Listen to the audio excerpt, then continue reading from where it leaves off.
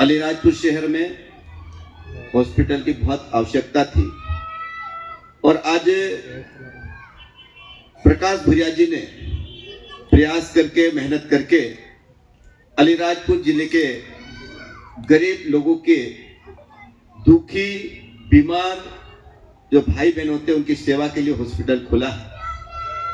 मैं अलीराजपुर के समस्त भाई बहनों से निवेदन भी करना चाहता हूं, अलीराजपुर जिले में सेवा के क्षेत्र में, हॉस्पिटल के क्षेत्र में, शिक्षा के क्षेत्र में कई बाहर के लोग इन्वेस्टमेंट करना चाहते हैं, हॉस्पिटल खोलना चाहते हैं, शिक्षा के क्षेत्र में स्कूल खोलना चाहते हैं, कॉलेज खोलना चाहते हैं, लेकिन यहाँ का जो माहौल है उसको सबसे पहले सुधारने की आवश्यकता है।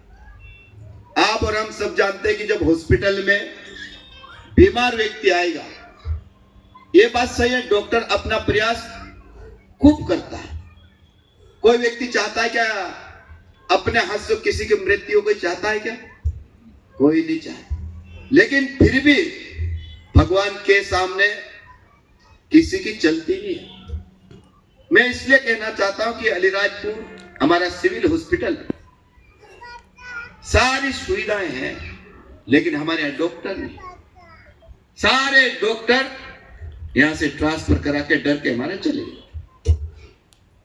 फिर हम सुविधा मांगते हैं कि सुविधा होना चाहिए, डॉक्टर है, डॉक्टर का सम्मान नहीं करोगे, डॉक्टर का महत्व नहीं समझोगे, जब तक डॉक्टर आएगा थोड़ी सब मान सम्मान के भूखे। और इसलिए मैं कहना चाहता हूं कि आज हमारे बीच में भुरिया परिवार ने यहाँ पर अच्छा हॉस्पिटल सर्व सुविधा युक्त संचालित करने का तय किया है। अगर आप मदद करेंगे तो आने वाले समय में और अच्छे हॉस्पिटल अलीराजपुर में आ सकते हैं, जिससे हमारे अलीराजपुर के पीड़ित गरीब लोगों को ठीक से लोकल में इलाज मिल जाए। मैंने एक दिन डॉक्टर से बात करी, सिविल हॉस्पिटल में था। एक दिन मेरे छोटे भाई की वाइफ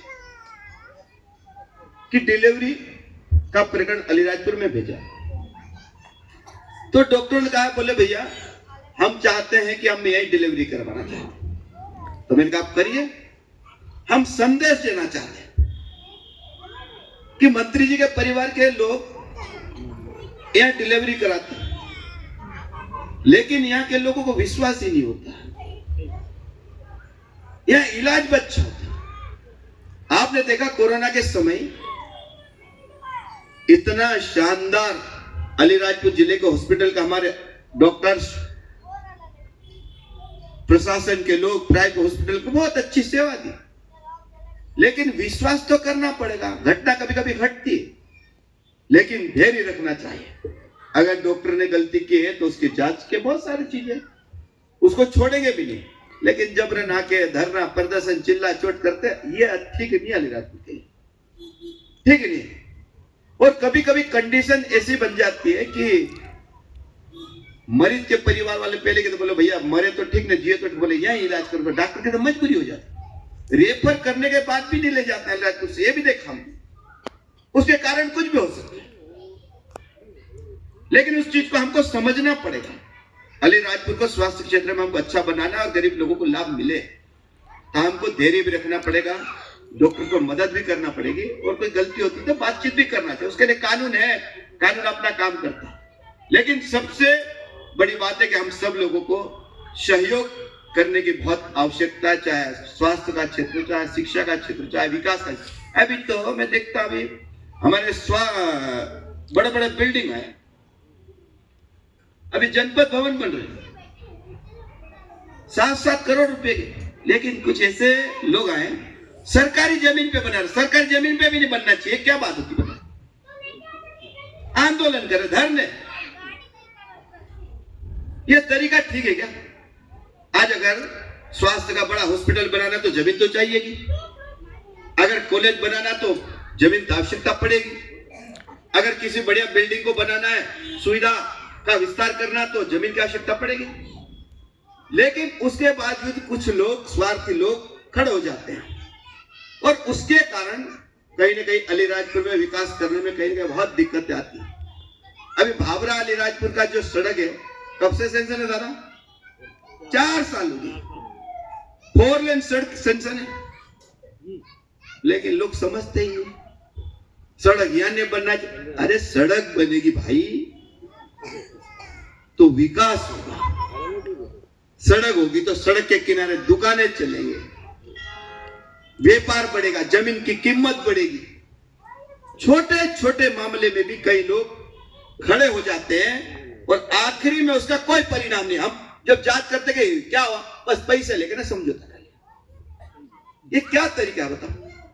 और इसलिए मैं समझता हूं कि कहीं ना कहीं हमको विकास के क्षेत्र में, विकास की योजना लाने में बड़ी दिक्कत आती है। लोग, बाहर के लोग इन्वेस्ट करने में डरते हैं। ऐसा माहौल बनाना पड़ेगा। शहर अलीराजपुर जिले में माहौल अच्छा होना चाहिए। आप बताओ, हॉस्पिटल इंदौर में, सिविल हॉस्पिटल में, एमओआई में, मेडिकल कॉलेज में मृत्यु नहीं होती क्या? घटना नहीं घटती क्या? बताओ, घटना घटती है, लेकिन क्या अलीराजपुर में जैसा करते वैसा करते क्या वहां के लोग? कोई अगर घटना घटती है तो प्रशासन है, जांच एजेंसियां, जांच होती है और गलती करता है उसके खिलाफ कार्रवाई होती है।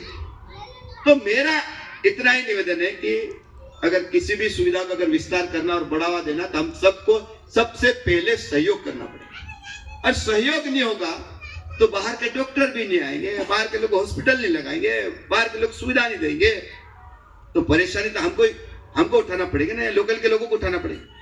आज देखो रतलाम, देखो आप स्वास्थ्य के क्षेत्र में कितना आगे है।